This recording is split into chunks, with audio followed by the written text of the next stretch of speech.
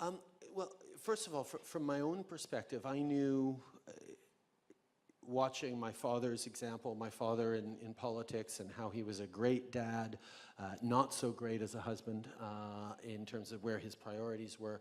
I knew that if I went into politics, it would be not with a wife, but with a partner. And it was essential for me that Sophie be part of my values, part of my strategy, part of my approach, part of what we do is we, not just me. And she is an extraordinary partner who challenges me, who pushes me. Actually, we were coming in today, and she said, "Okay, remember when you talk about feminism, it's not just about power structures and everything. It's also about how we live our lives and how you are as a man and as a dad, and how the choices we make every single day." And she's really good at reminding me of that, and you'll see her later today on a panel on perceptions and media. And yes, she does a little more at home than I do these days. Actually, she does a hell of a lot more than I do. But she is also extraordinarily active on a broad range of causes and issues, and is out there pushing and fighting, and is a constant inspiration to me. Challenges me on why aren't you doing more on this, that, or the other thing, and leads to some awkward conversations sometimes. I keep saying, well, there's a minister you can talk to. I don't want to talk to the minister, I want to talk to the prime minister. I'm like, okay. But she's so strong and so passionate about things that I am uplifted by the opportunity and challenge to work alongside her as we try and make a better world. Really, I think I never wanted to raise the kids to think, and I really believe this, connecting to other people, helping other people is a pleasure and a privilege. And it's never something where I'm saying to them, I want you to do this because you should, it's right and it's good. I want you to be with people in other countries because I want you to enjoy them, explore them, share with them, respect them, celebrate them. And so, yes, I want them to have empathy, but that comes naturally if they're exposed. So for me, the fact they live in the world, they have friends all around the world, and I hope they're being raised to see the value of diversity, the value of other people, and then all of these other things come into place. And of course, they see things happening in the world. They ask the questions we're all asking. They see what's happening in Syria or in Myanmar, and they ask why, and we're all trying to find the same answers because it's very hard to explain why we're allowing certain things to happen. I was listening to Jostin, Terودو, to Angelina, Jolie, and other great speakers. They were all, from their childhood reading books, being familiar about the word feminism. They knew about freedom. The educational system, the parents, everything. But these are my lovely family. They never taught me how to, be familiar about feminism, about personal freedom. Through all the educational system in Iran, my parents, my lovely mother and father, they were trying to take me to heaven by force. They thought it's good for me to cover my hair.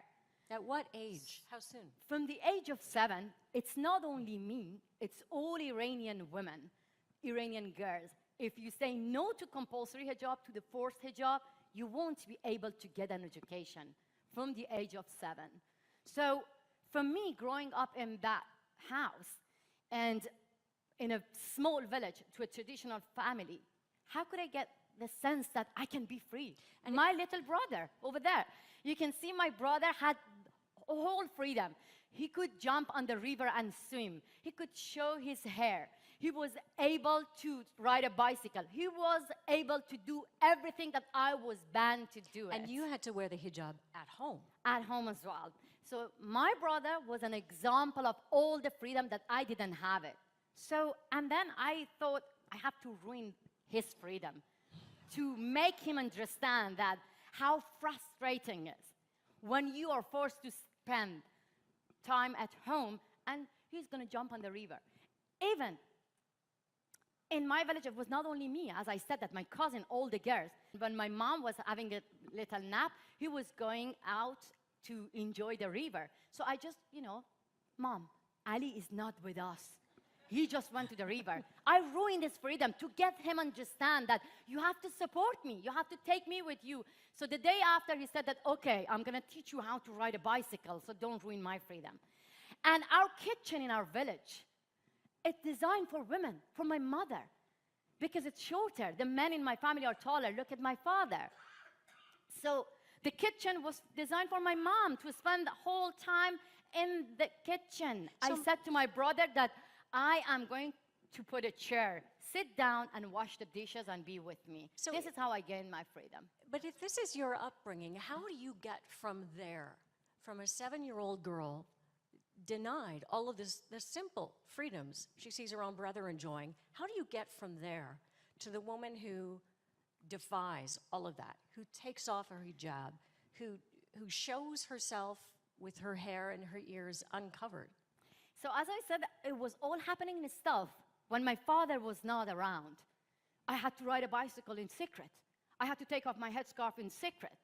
And, one day, when there is a wall in front of you, you're going to break it. Any way you're going to break it. Compulsion is not going to work. So I did that a lot, like many millions of other women in Iran. And as I said, it was just the first step toward full equality for me, because I knew that if a man has a control on my body, then I cannot have control about my life. But they have still, the Iranian government, found ways to attack you abroad. They spread, it's such a vile thing. I hardly even know how to say it aloud. They called you a heretic. They called you a whore. CIA operative. They even falsely reported on government media that you were raped in front of your son in a London subway, said you had taken drugs, you were undressing in public, all of this to humiliate you, to shame you, to silence you. And if that isn't all bad enough, you had no way of communicating to your parents who heard this that it wasn't true. But let me be honest with you, because I don't want to say that I'm strong, because I cried a lot. That's still strong. One day, my parents were just listening to the news, saying that your daughter was raped, and they were not even ashamed to make my teenager son involved, saying that Masih Ali Nژاد was raped by 3 men in London, and her son was witnessing while his mom was raped. So I knew that that's going to break my mom and my father in my small village. I heard when they called me a whore, a prostitute. So while I was being attacked, there were a lot of women in Iran sending me videos, photos, and saying that, thank you for being our voice. Masih, if they call you a whore, don't worry. We're going to make a campaign, say that we all are whore. If you think talking about my freedom means being a whore, yes, call me. But I am not a prostitute. I am not a whore. I am free. I'm a free woman. I want to talk about freedom of choice. I'm not even asking you to take off your hijab. My mom wears hijab. My sister wears hijab. What scares you?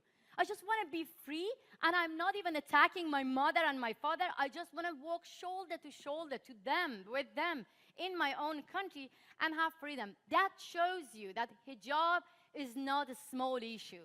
These governments want to control women through, compulsory hijab. And that is why they are not allowed my parents to come and visit me. And they hate me, and they call me ugly duckling. They don't even know the end of the story of ugly duckling. Not your parents, to be clear. I have hair envy right now. I couldn't hide them. I couldn't hide. I always say that I have too much voice, too much hair.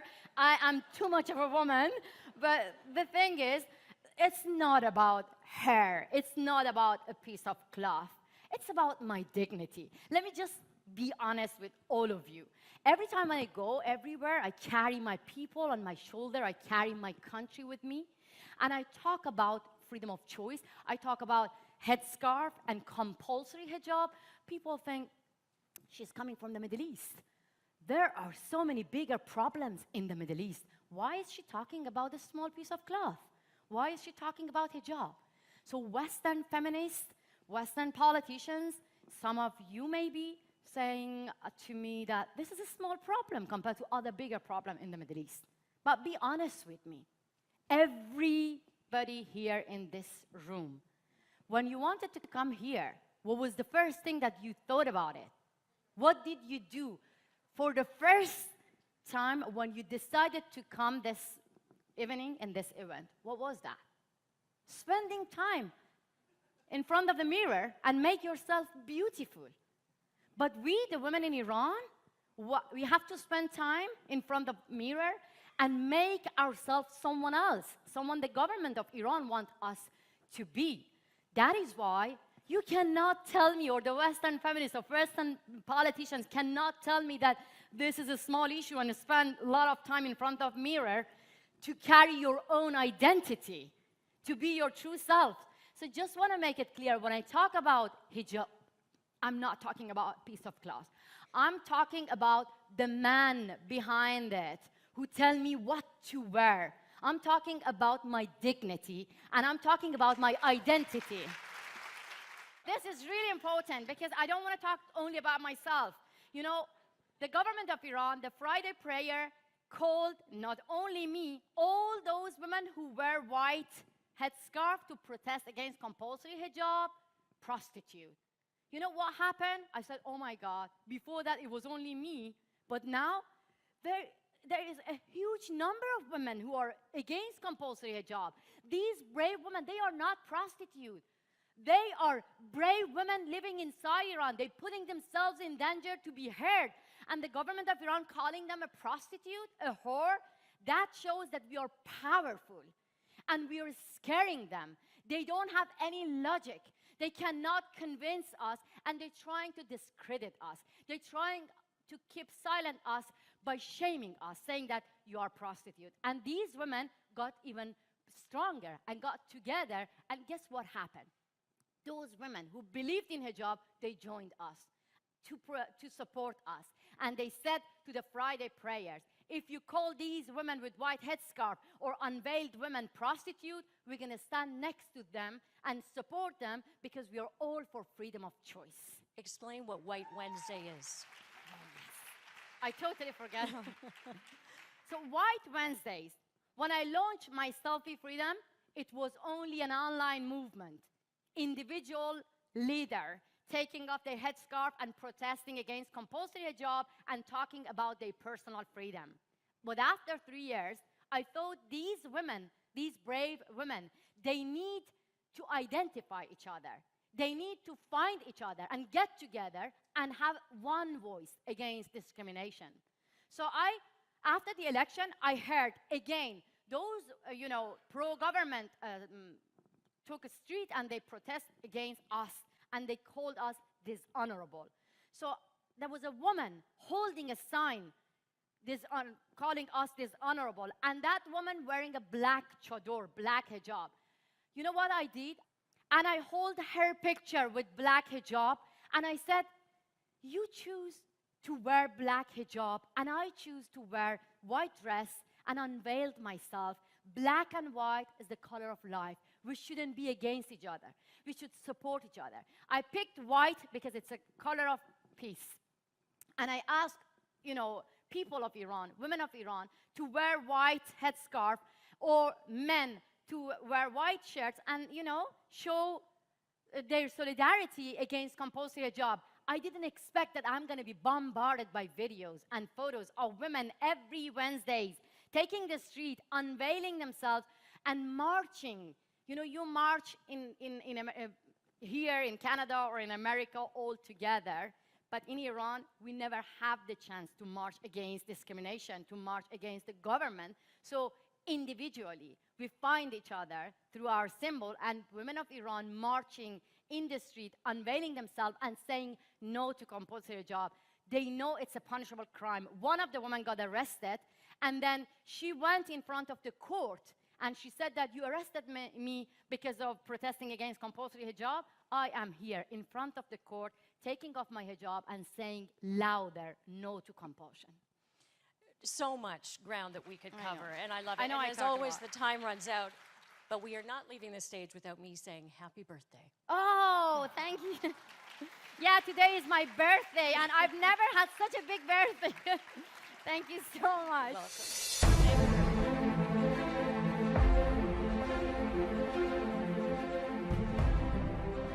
من هر روز هفته رو مثل چهارشنبه ها برای اعتراض به حجاب اجباری روسری رو از سرم برمی‌دارم و توی خیابونا راه میرم.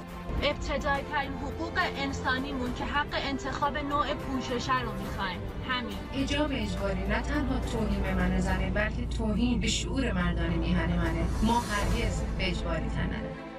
حجاب انتخاب زندگی من نیست، بلکه تحمیل شده به زندگی من حجاب اجباری رو قبول ندارم. من یه شهروندم، من حق انتخاب دارم، من این روسری رو نمیخوام، من دارم اینو به زور سرم میذارم. نمیتونن با این احضارها، بازداشت‌ها جلوی ما رو بگیرن و باعث بشن که ما از حق خودمون کوتاه. تا زمانی هم که شما بخواید ما رو انکار کنین، ما هستیم و به کار خودمون ادامه میدیم. من متنفرم از این حجاب اجباری، من متنفرم از این حجاب اجباری. من بدم میاد این پارچه رو دور کلم ببندم. من دوست ندارم موهامو زیر یه پارچه ببینم. مسیح عزیزم، مرسی که صدای من شدی، مرسی که صدای ما شدی.